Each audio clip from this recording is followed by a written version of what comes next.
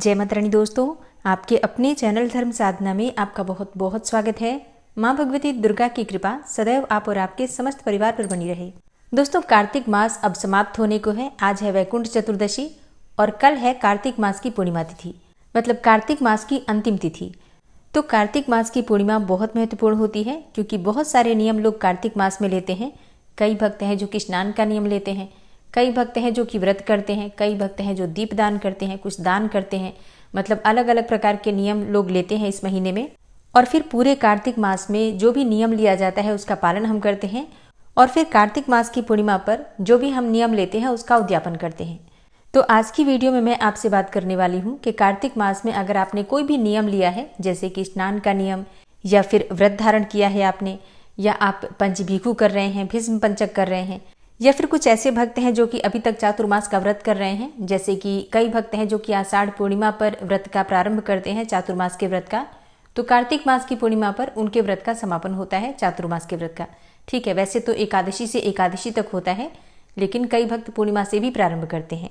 अच्छा, कई भक्त हैं जो अपनी कुछ प्रिय चीज़ों का त्याग भी करते हैं इस समय में, जैसे कि कुछ भक्त हैं जो कि चप्पल का त्याग कर देते हैं, जूते का त्याग कर देते हैं, कुछ विशेष प्रकार की मिठाई का त्याग कर देते हैं, सब्जियों का त्याग करते हैं, फलों का त्याग करते हैं। मतलब अलग अलग प्रकार से अपनी इच्छा के अनुसार, अपनी श्रद्धा और सामर्थ्य के अनुसार जो भी आपने नियम ले रखा है उस व्रत का उद्यापन, उस नियम का उद्यापन पूर्णिमा पर आपको किस प्रकार से करना है, कौन सी चीज़ों का दान करना है और पारण कब करना है। मान लीजिए आपने पूरे 1 महीने व्रत किया है तो आपको अनाज का मतलब अन्न का सेवन कब करना है। कई भक्त हैं जो कि भीष्म पंचक कर रहे हैं एकादशी से पूर्णिमा तक, तो आपके व्रत का उद्यापन और पारण कब है, सारी जानकारी उद्यापन से संबंधित आपको आज की वीडियो में मिलने वाली है। तो वीडियो बहुत महत्वपूर्ण है, पूरा ज़रूर देख लीजिए। अच्छी लगे वीडियो तो लाइक कीजिए, संभव हो तो शेयर भी कीजिए और चैनल पर पहली बार आए हैं तो सब्सक्राइब करके बेल आइकन को ज़रूर प्रेस कर लीजिए अगर आपको आज की वीडियो अच्छी लगे तो सबसे पहले बात करते हैं कि आपको कार्तिक मास का या किसी भी नियम का उद्यापन कब करना है। देखिए, पूर्णिमा को करना है, ये बात मैंने आपको पहले ही बता दी। तो सबसे पहले जानते हैं कि पूर्णिमा तिथि कब प्रारंभ हो रही है, कब समाप्त हो रही है, और अगर आप व्रत धारण करते हैं तो व्रत आपको कब धारण करना है। देखिए, कार्तिक मास की पूर्णिमा तिथि का प्रारंभ हो रहा है 4 नवंबर को रात्रि में 10:36 पर और पूर्णिमा तिथि का समापन होगा 5 नवंबर 2025 को शाम को 6:48 पर। तो सूर्योदय कालीन तिथि के अनुसार कार्तिक मास की पूर्णिमा 5 नवंबर 2025 को मनाई जाएगी और दिन होगा बुधवार का। तो जो भक्त पूर्णिमा का व्रत धारण करते हैं 5 नवंबर 2025 को बुधवार के दिन पूर्णिमा का व्रत धारण करेंगे और कार्तिक पूर्णिमा एक ही दिन की है, तो इसी दिन आपको व्रत का उद्यापन भी करना है। जो भी व्रत आप कर रहे हैं, कार्तिक मास का जो आपने नियम ले रखा है, वो सभी उद्यापन 5 नवंबर 2025 को ही किए जाएंगे। किस प्रकार से करेंगे? देखिए, सुबह आपको ब्रह्म मुहूर्त में उठना है। जिस प्रकार से आप प्रतिदिन उठ रहे थे उसी प्रकार से पूर्णिमा पर भी आपको उसी नियम का पालन करना है। स्नान का, व्रत का, दीप दान का या फिर दान का, जो भी आपका नियम है उसका पालन आपको पूर्णिमा के दिन भी करना है। उसी प्रकार से पूजा, आराधना, मंत्रों का जप, कथा इत्यादि सब कुछ आप सुनेंगे। विधि विधान से भगवान श्री विष्णु की पूजा करेंगे, सूर्यदेव को जल देंगे, तुलसी की पूजा करेंगे। इसके बाद आपको व्रत का उद्यापन करना है। तो जो भी हम नियम लेते हैं उस नियम को भगवान को ही समर्पित करते हैं कि हे भगवान श्री विष्णु, आपकी कृपा की प्राप्ति के लिए मैंने पूरे 1 मास में कोई नियम जो आपने लिया है उस नियम को स्मरण कीजिए, भगवान से कहिए और उनसे प्रार्थना कीजिए कि आपसे यथाशक्ति, यथासंभव जिस भी प्रकार से हो सका आपने नियम का पालन किया। इस दौरान पूजा पाठ में, व्रत में या फिर स्नान इत्यादि में किसी भी प्रकार की कोई भूल चूक हुई हो तो इसके लिए क्षमा प्रार्थना कर लीजिए। और फिर कार्तिक मास की पूर्णिमा है, अगर आपने व्रत धारण कर रखा है पूरे महीने का या फिर भीष्म पंचक का या कोई भी व्रत अगर आपने किया है तो आपको ब्राह्मण को भोजन अवश्य कराना है। अब इसमें ब्राह्मण दंपत्ति को भोजन कराया जाता है, जैसे कि पति पत्नी, ब्राह्मण ब्राह्मणी दोनों आपके घर आते हैं, आप उनके चरण स्पर्श कीजिए, सात्विक भोजन बनाकर रखिए, खीर, पूड़ी, सब्जी इत्यादि जो भी आपसे बन पड़े शुद्ध सात्विक भोजन बनाकर भगवान को भोग लगाने के बाद ब्राह्मण को भोजन करवाइए और फिर अपनी इच्छा के अनुसार दान दक्षिणा जो भी आपसे बन पड़े आपको देना होता है। कितने ब्राह्मण और ब्राह्मणी को भोजन कराना चाहिए? तो देखिए, ये तो अपनी इच्छा पर निर्भर करता है, सामर्थ्य पर निर्भर करता है, लेकिन कम से कम 1 ब्राह्मण और ब्राह्मणी मतलब 1 दंपत्ति आपके घर में अवश्य ही भोजन करने चाहिए। वैसे तो कहा जाता है कि कम से कम 3 ब्राह्मण और ब्राह्मणी या फिर 5 पति पत्नी आपके घर में भोजन करें, लेकिन सबके लिए ये संभव नहीं होता है। बहुत से लोग करते भी हैं, लेकिन अगर आपसे ना हो तो आप कम से कम 1 ब्राह्मण पति पत्नी को बुलाइए घर पर और उन्हें लक्ष्मी और नारायण का स्वरूप मानकर उनकी पूजा करके उन्हें भोजन कराकर और यथाशक्ति दान दक्षिणा देकर उन्हें संतुष्ट कीजिए। ठीक है, तो इतना आपको करना है। अगर आपने कार्तिक मास का व्रत किया है या फिर चातुर्मास का व्रत किया है या फिर भीष्म पंचक और पंचभीखु का व्रत करते हैं, तब भी आपको इस नियम का पालन करना है। ठीक है, मान लीजिए आप नहीं करा पाते हैं ब्राह्मण को भोजन, मतलब संभव नहीं है, कोई आ नहीं पाता है, तब क्या करें? तब ऐसे में ब्राह्मण के निमित्त आप दान की सामग्री निकाल सकते हैं, सीधा निकाल सकते हैं। वही भोजन इत्यादि की सामग्री, कच्ची सामग्री निकाल दीजिए और इसके साथ वस्त्र इत्यादि, कुछ पैसे मतलब दक्षिणा स्वरूप कुछ धन देकर और किसी ब्राह्मण को मंदिर में आप दे सकते हैं। ठीक है, ब्राह्मणी के लिए सुहाग की सामग्री आप दे सकते हैं, वस्त्र दे सकते हैं, जैसे कि साड़ी या फिर सूट इत्यादि, जो भी आपसे बन पड़े। देखिए, कुछ चीज़ें तो आवश्यक होती हैं, अगर हमारे सामर्थ्य में है तो कुछ चीज़ों का अवश्य ही दान करना चाहिए। जैसे कि कार्तिक मास की कथा में आप सुनते भी हैं कि अपनी इच्छा अपनी सामर्थ्य के अनुसार दान अवश्य देना चाहिए। मान लीजिए आप दान नहीं दे पाते हैं, बिल्कुल भी सामर्थ्य नहीं है, तो ऐसे में आप गाय को या फिर कोई भी जीव जंतु आपके घर के आसपास हो तो उन्हें भोजन करा सकते हैं, किसी ज़रूरतमंद को भोजन करा सकते हैं, या फिर इतना भी ना कर पाएँ तो अपने आसपास कोई देव वृक्ष हो, जैसे कि पीपल का वृक्ष है, तो उनकी पूजा कर लीजिए और विधि विधान से पूजा करके अपनी इच्छा के अनुसार कुछ फल मिठाई इत्यादि पीपल के वृक्ष के पास ही अपनी इच्छा के अनुसार चढ़ा दीजिए और धूप दीप जलाकर प्रार्थना कर लीजिए। लक्ष्मी नारायण का स्वरूप होता है पीपल का वृक्ष, और कार्तिक मास की पूर्णिमा भी है। ऐसे में भगवान श्री हरि विष्णु और माता लक्ष्मी की कृपा से निश्चित ही आगे आपके सामर्थ्य में जरूर होगा कि आप ये सभी चीजें विधि विधान से कर पाएंगे। तो ये तो हो गया कार्तिक व्रत या फिर चातुर्मास का व्रत, भीष्म पंचक के व्रत का उद्यापन का विधान। दान, जैसा मैंने आपको बताया, अपनी शक्ति सामर्थ्य के अनुसार जो भी आपसे बन पड़े, वस्त्र धन इत्यादि जो आप दान करना चाहें। अब बात आती है कि अगर आपने स्नान किया है पूरे कार्तिक मास में और व्रत नहीं किया है, तब क्या दान करें? देखिए, अगर आपने स्नान किया है तो ऐसे में कहा जाता है कि बाल्टी और कोई पात्र जिससे आप स्नान करते हैं, जैसे कि बाल्टी और आप पीतल का लोटा ले सकते हैं या कोई भी धातु का लोटा आप दान कर सकते हैं। मतलब जिस वस्तु से हम स्नान करते हैं उस वस्तु का दान किया जाता है। तो प्लास्टिक की बाल्टी का दान ना करें, छोटी सी ही सही, पर पीतल की बाल्टी या फिर स्टील की बाल्टी आप ले लीजिए, उसी का दान कर दीजिए। ठीक है, धातु का दान करना ज़्यादा श्रेष्ठ है। और अब जैसे कि कई भक्त हैं जो कि दीप दान करते हैं पूरे कार्तिक मास में, अगर आपने कोई भी नियम नहीं लिया है, सिर्फ दीप दान भी कर रहे हैं, तो भी आपके लिए इस दिन उद्यापन करना आवश्यक है। क्या दान करेंगे आप आज के दिन?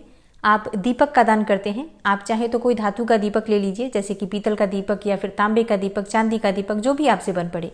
और कोई भी चीज़ ना हो तो मिट्टी का दीपक भी ले सकते हैं। उसमें आपको घी डालना है और उसके साथ ही बाती भी डाल दीजिए, मतलब गोल वाली, लंबी वाली, कोई सी भी बाती डाल दीजिए। जो भी आपने पूरे महीने में प्रज्वलित किया है वही बाती डाल सकते हैं। और ये दीपक, बाती और घी किसी ब्राह्मण को आप दान करते हैं, ठीक है, या फिर मंदिर में पुजारी जी हैं तो आप उनको दान कर सकते हैं। अच्छा, पूरे कार्तिक मास में कई भक्त ऐसे हैं जो कई चीज़ों का त्याग करते हैं। जैसे कि कई भक्त हैं जो कि चप्पलों का त्याग करते हैं, जूते का त्याग करते हैं। कुछ भक्त हैं जो कि पूरे महीने में नए वस्त्र धारण नहीं करते हैं। कई भक्त हैं जो कि पूरे कार्तिक मास में मिठाइयाँ नहीं खाते हैं या कोई फल त्याग कर देते हैं, या बहुत सारी चीज़ें अपनी इच्छा के अनुसार लोग त्याग करते हैं। तो जिस चीज़ का हम त्याग करते हैं उसी चीज़ का हम दान करते हैं। उसके बाद ही हम कार्तिक मास की पूर्णिमा को दान करेंगे और फिर अगले दिन से मार्गशीर्ष मास की प्रतिपदा तिथि से उस वस्तु का प्रयोग हम करते हैं। ठीक है, पूर्णिमा को आपको वो प्रयोग नहीं करना है वस्तु, उस वस्तु का प्रयोग आप करेंगे मार्गशीर्ष मास की प्रतिपदा तिथि से। ठीक है, तो जैसे चप्पल आपने त्याग किया है तो चप्पल और जूतों का दान कर दीजिए किसी भी जरूरतमंद को, ठीक है, या फिर ब्राह्मण को।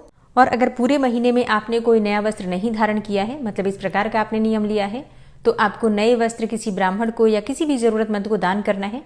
वैसे दान ब्राह्मण को ही कीजिए, क्योंकि भगवान विष्णु का दान हमेशा किसी ब्राह्मण को किया जाता है, इसके अलावा जरूरतमंद को किया जाता है। ठीक है, पहले ब्राह्मण को दीजिए और फिर अगर आपके सामर्थ्य में है तो आप जरूरतमंद को भी दे सकते हैं। अब जैसे कि कई भक्त हैं जिन्होंने पथवारी की पूजा की है पूरे कार्तिक मास में, तो अगर आपने घर में पथवारी लगाई है तो आप कार्तिक मास की पूर्णिमा पर पथवारी का भी विसर्जन करते हैं, लेकिन पहले विधि विधान से उसकी पूजा करते हैं। जैसे कि पथवारी की पूजा आप प्रतिदिन जिस प्रकार से भी कर रहे थे उसी प्रकार से आपको इस दिन भी पूजा करना है, पूर्णिमा के दिन भी।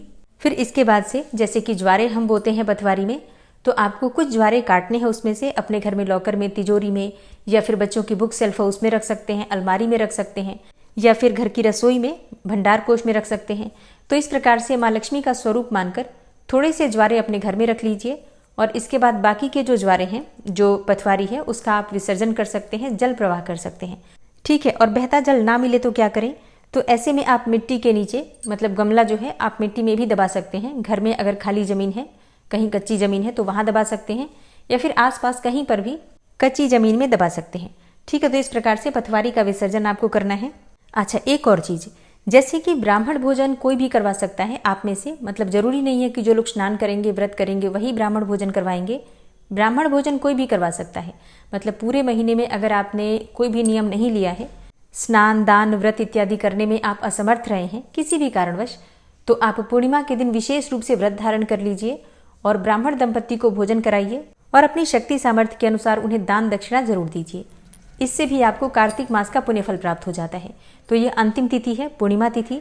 विधि विधान से लक्ष्मी नारायण की पूजा कीजिए, जितना भी आपसे बन पड़े उतना दान अवश्य कीजिए। अच्छा, एक चीज बताना भूल गई मैं आपको, जैसे कि मैंने कहा आपको कि आप जिन चीज़ों का त्याग करते हैं उसी चीज़ का दान किया जाता है, लेकिन अगर आपने नमक का त्याग किया है तो आपको मीठे का दान करना होता है। ठीक है, मतलब कोई मिठाई खरीद कर और वो आप दान करते हैं और फिर अगले दिन से, पूर्णिमा के अगले दिन से आप नमक खाना प्रारंभ करते हैं। ठीक है, इस प्रकार से नियम होता है। और जो भक्त प्रतिदिन कथाएं सुन रहे हैं नियम से कार्तिक मास की, वो जानते हैं कि उन्हें किस प्रकार से उद्यापन करना है। कथा के बीच में इस प्रकार का वर्णन आता है कि कब हमें किस चीज़ का दान करना चाहिए, कौन सी चीज़ त्याग करने पर कौन सा नियम लेते हैं, तो कौन सी सामग्री का हम दान करते हैं। अच्छा, एक और चीज़, जैसे कि कथा के बीच में वर्णन आता है कि कथावाचक को अपनी सामर्थ्य के अनुसार दान देकर ही कथा श्रवण का लाभ हमें मिलता है। तो ऐसे में अगर आप ब्राह्मण से कथा सुनते हैं तो ब्राह्मण को दान देते हैं, अगर आपने स्वयं से कथा पढ़ी है तब भी आप ब्राह्मण को ही दान देंगे। और मान लीजिए आप कहीं यूट्यूब पर सुन रहे हैं, जैसे कि अगर आपने मेरे ही चैनल से कथा सुनी है, तो अपनी सामर्थ्य के अनुसार 11 रुपये, 21 रुपये, 5 रुपये, जितना भी आपसे बन पड़े किसी मंदिर की दान पेटी में डाल दीजिए और मानसिक रूप से भगवान विष्णु से वाचक को दान दिया इस प्रकार से प्रार्थना कर लीजिए, तो आपकी कथा का संपूर्ण फल आपको प्राप्त हो जाएगा। ठीक है, तो ये कार्य सबको करना है। आप कहीं से भी कथा सुनते हैं, आप दान मंदिर की दान पेटी में डाल सकते हैं। ठीक है, तो कार्तिक मास में हम जो भी नियम लेते हैं, चाहे व्रत धारण करते हैं, उन सभी व्रत और नियम का उद्यापन हम करते हैं कार्तिक मास की पूर्णिमा पर। तो भगवान श्री हरि विष्णु की पूजा करके अपना व्रत, अपनी पूजा, अपना नियम जो भी हमने ले रखा है, सभी चीजें भगवान को समर्पित करते हैं और ब्राह्मण को दान दक्षिणा देते हैं, भोजन कराते हैं। इस प्रकार से व्रत और नियम का उद्यापन आप कर लेते हैं। लेकिन अब प्रश्न आता है कि जो भक्त व्रत धारण करते हैं, जैसे कि पूरे कार्तिक मास का बहुत सारे भक्त हैं जो कि व्रत धारण करते हैं, तो कई भक्त हैं जो कि पंचभीखु या फिर भीष्म पंचक का व्रत, जो कि कार्तिक एकादशी से पूर्णिमा तक 5 दिनों का होता है। तो अगर आप कोई भी व्रत कर रहे हैं कार्तिक मास में, तो आपको व्रत का पारण कब करना है? देखिए, आपको व्रत का पारण करना है मार्गशीर्ष मास की प्रतिपदा तिथि पर, मतलब कार्तिक पूर्णिमा के अगले दिन। तो कार्तिक मास की पूर्णिमा पर आपको फलाहार करना है। ब्राह्मण को भोजन करा सकते हैं, लेकिन स्वयं आपको अन्न का भोजन नहीं करना है। पूर्णिमा के अगले दिन प्रातःकाल जल्दी उठ जाइए, उठकर नित्य कर्मों से निवृत्त हो जाइए, स्नान कर लीजिए और विधि विधान से पूजा कीजिए भगवान श्री विष्णु की। और फिर चिड़ा चिड़ी की कथा सुनी जाती है। इसके बाद खिचड़ी बना लीजिए। खिचड़ी का भोग भगवान को लगाते हैं और स्वयं भी प्रसाद स्वरूप में इसी खिचड़ी को खाकर अपने व्रत का पारण करते हैं। तो व्रत चाहे आपने कार्तिक मास का किया है, मतलब पूरे कार्तिक मास का चाहे आप व्रत करते हैं, या फिर आप भीष्म पंचक का व्रत कर रहे हैं, आपको व्रत का पारण पूर्णिमा तिथि पर नहीं करना है। व्रत का पारण आपको करना है पूर्णिमा से अगले दिन मार्गशीर्ष मास की प्रतिपदा तिथि पर। तो इस बात का आपको ध्यान रखना है। अच्छा, कई भक्त हैं जो कि पतवारी विसर्जन भी मार्गशीर्ष मास की प्रतिपदा तिथि पर ही करते हैं और कई भक्त पूर्णिमा पर करते हैं। तो दोनों ही ठीक है, आपके यहाँ जिस भी प्रकार से होता है आप लोग कर सकते हैं। तो दोस्तों, कार्तिक मास के उद्यापन से संबंधित ये जानकारी उम्मीद करती हूँ आपके लिए उपयोगी होगी। अगर वीडियो अच्छी लगी हो तो लाइक कीजिएगा और ज़्यादा से ज़्यादा इस वीडियो को शेयर कीजिएगा। चैनल पर पहली बार आए हैं, अगर अभी तक आपने चैनल को सब्सक्राइब नहीं किया है, तो आज की वीडियो अगर आपको अच्छी लगे तो चैनल को सब्सक्राइब करके बेल आइकन को ज़रूर प्रेस कर लीजिए। तो इससे ये होगा कि इस चैनल पर जो नई वीडियो अपलोड होंगी उनकी नोटिफिकेशन आपको सही समय पर प्राप्त होगी। मिलती हूँ मैं आपसे अगली वीडियो में, तब तक के लिए जय श्री राधे।